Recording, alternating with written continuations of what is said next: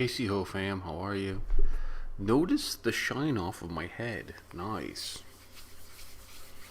Anyways, I digress. I have a video here. It is a trailer for the Indian Air Force. They told me it is guaranteed to give you goosebumps. Let's see if that's true. Here, gravity and physics don't call the shots. And sound travels slower than you. This is a different kind of place. That's why we're looking for different kind of people. People whose body strength is second only to the power of their minds.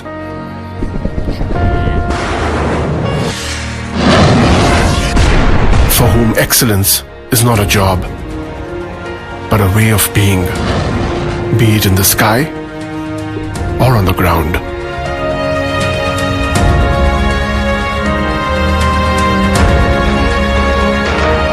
We are looking for an invincible team of invincible people.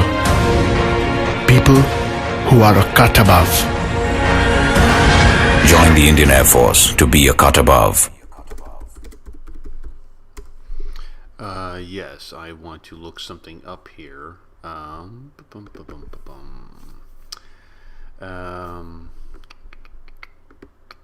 The Kings of the East. A lot of Bible scholars believe it's China, but I don't think that's the case at all. Now, it could be a conglomeration of China and India, but I really kind of think that it is India.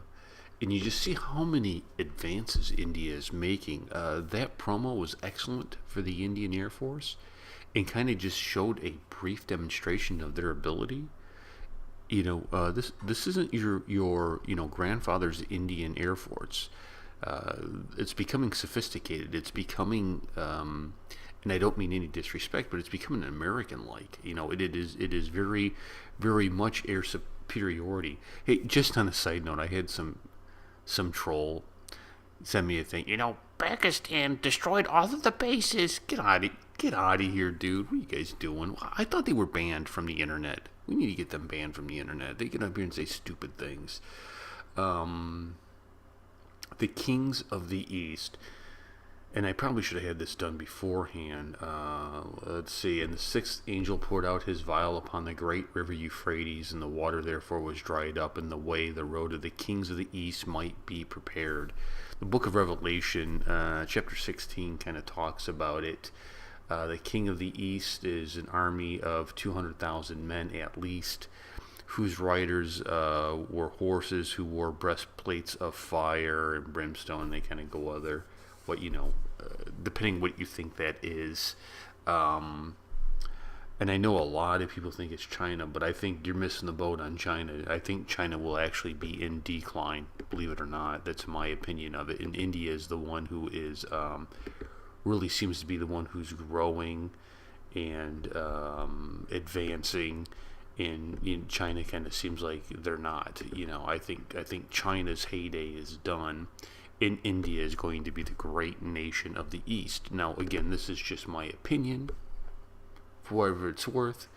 But I don't think straight up communism can sustain itself. And I think Russia's going to, or not Russia, excuse me, China.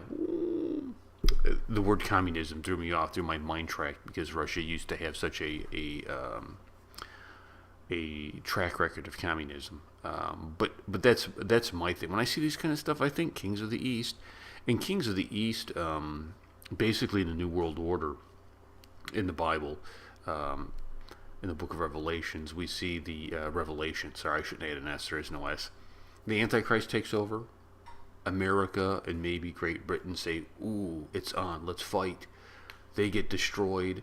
Russia then emerges with a confederation of Muslim nations, Gog and Magog. The kings of the East rise up, and then there is the the apocalypse, the Armageddon. All that kind of happens in a valley in Israel, and it's a kind of coming to. But I think we're in the process of it. And you think what you want to about the Book of Revelation. Some people think it's just poetry or prophecy or whatnot. And I'm not here trying to convince you of a certain point of view. It's just what always rings in my mind when I study India, that you just see a whole lot of even the symbolism with Lord Krishna, and you see this idea of royalty that's mixed in the mythos of Hinduism. I think they are the kings of the East. Now, very well could be that, like I said, where it's India, maybe some Chinese, where it's all kind of conglomeration, but I believe India is the head of these kings of the East. And so what does that mean to you, my Indian friend? Well, I think you like how I include myself in this? Yes, because I'm part Indian now.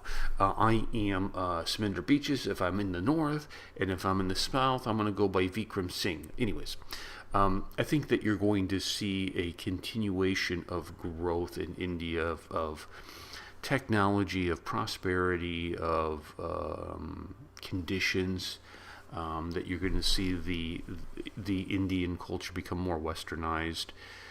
And I only say that from a technology standpoint, although the way India is going with the God of Fire and the satellite launch and whatnot, they're really kind of taking over. And you just don't see that from China. So I think that you have opportunities, if people will say, when do you think the end's going to be? I don't know.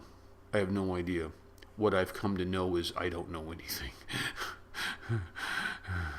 So you think you know, and then you study more and you go, I don't know anything. I thought I knew, but I don't. So I think that there's an incredible time for India coming, that you're going to see a global dominance of India, that will be epic, that will be historical. And I think that's a great opportunity for the Indian people to cash in on that.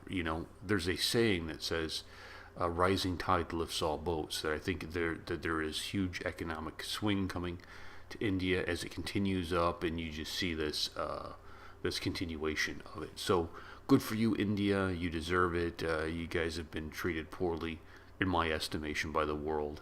Everybody always seems like they want to come to India to rip you off. I would get tired of that. I really would. I would get tired of that. So good luck to you, India. The professor, remember, kings of the East. The professor always loved you first. I'm joking. Maybe when you're kings of the East, you can force the world to subscribe to my YouTube channel. I would really appreciate that. Excellent video. Peace and much love from the professor. Jai Hind, Jai Hind, Jai Hind from Vikram Singh. I'll catch you guys later.